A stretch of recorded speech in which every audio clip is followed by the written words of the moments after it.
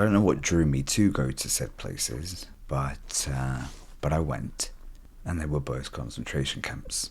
One of which was where my aunt was taken there at the age of 7, and she was gassed for the crime of being a little girl with a certain religion. What happened to her was during the worst of what was going on in Czechoslovakia at the time. My grandfather and grandmother decided that it was best for her survival that she be seen as potentially Catholic and have nothing to do with her faith and have nothing to do with Judaism. So what they did was sent her to a Catholic orphanage in a nearby town called Nitra. They lived in Trnava. Not a great distance between the two, but it was her greatest chance of survival. Put her in the orphanage. She has no parents. She has no history.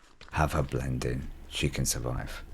Well, when the Nazis did finally make it to that orphanage to find out who was Jewish or not, the nuns pointed out my aunt and the other Jewish girls, and they were taken, rounded up, and eventually brought a long way away to Auschwitz.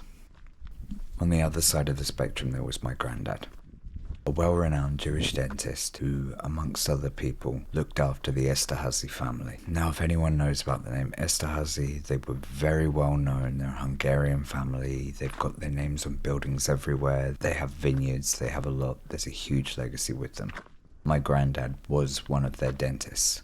Through the connections to him, my granddad managed to evade capture for a good number of years. He didn't get captured until towards the end of the Second World War, and at that point, he was in hiding until he was rounded up. I don't know the exact details of that, but what I do have is a document from the Republic of Czechoslovakia's Ministry of Foreign Affairs, which is dated on December 6, 1943, which says that our representative in Jerusalem reports that the boss of the immigration department of the Jewish agency there, Dobkin, received the report from the leading Zionist Dachts that the illegal communist movement in Bratislava is now organized and led by Dr. Leinart.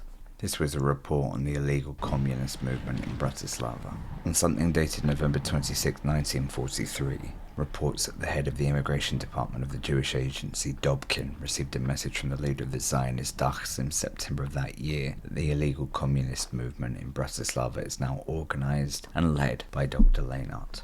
Now, I haven't been able to yet find out the exact chronology following that, but the assumption is that he was picked up shortly after then. He was taken to Auschwitz, where he spent approximately 6 weeks, and then he was taken from there to Buchenwald, where, because of his skills as a welder, he was put to use in terms of creating German warplanes and things of that nature. And following that, thankfully, he ended up being liberated by the Americans in 1944.